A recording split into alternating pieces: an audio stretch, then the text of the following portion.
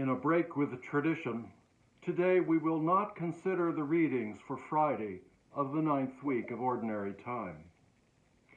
The first reading continues the story of Tobit, which I find a bit pious for my taste.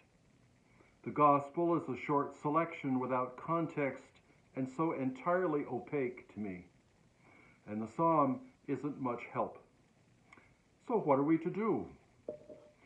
We might start in the best possible place, the place of our consciousness on this particular day in this particular moment, and ask, what is going on in my consciousness at this moment? For myself, I continue to be grateful to God for the quite good weather we have enjoyed for months and the beauties of nature that have given me a sense of God's blessing through the months of pandemic. In the same vein, I want to tell you a story, at the risk of your thinking that I'm completely crazy. Every October, I buy 2 pumpkins, one for my room and one for my office. This year's pumpkins came from the farmer's market in Mount Pleasant, where I once owned a home before becoming a Jesuit. Such pumpkins usually last a month, maybe 2 or 3, before they start to rot. When they do, I never throw them in the trash.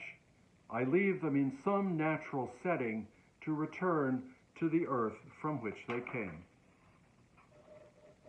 Oddly enough, my office pumpkin lasted a very long time this year, a good 5 months. And when the time came, I left it in the woods along the bike path next to the Potomac. And I wondered if its unusually long life was somehow God's signal that God's creative, life-giving energy remained with me. More remarkably, the pumpkin in my room is still in good shape, 7 months later. And so the inevitable questions arise, is this just coincidence that I bought a remarkable pumpkin? Or is it a sign that something greater, something divine is at work? Let's be clear. At some point, a pumpkin is just a pumpkin, and a rainbow is just a rainbow. Catholic mysticism, which is the Church's greatest gift to us as the guide to encounter with God, easily slides into superstition and saccharine romanticism if we let our emotions and credulity take over. At the same time, God has given us eyes to see, ears to hear, minds to think, and hearts to feel, and so to come to realize God's love for us. So, without overdoing the image, I am prepared to thank God for my pumpkin and allow it to point me to God each time I look at it as a sign of divine hope that God offers in troubled times. Yesterday's psalm response was this: "To you, O Lord, I lift my soul." Without context, the statement sounds good without being very helpful.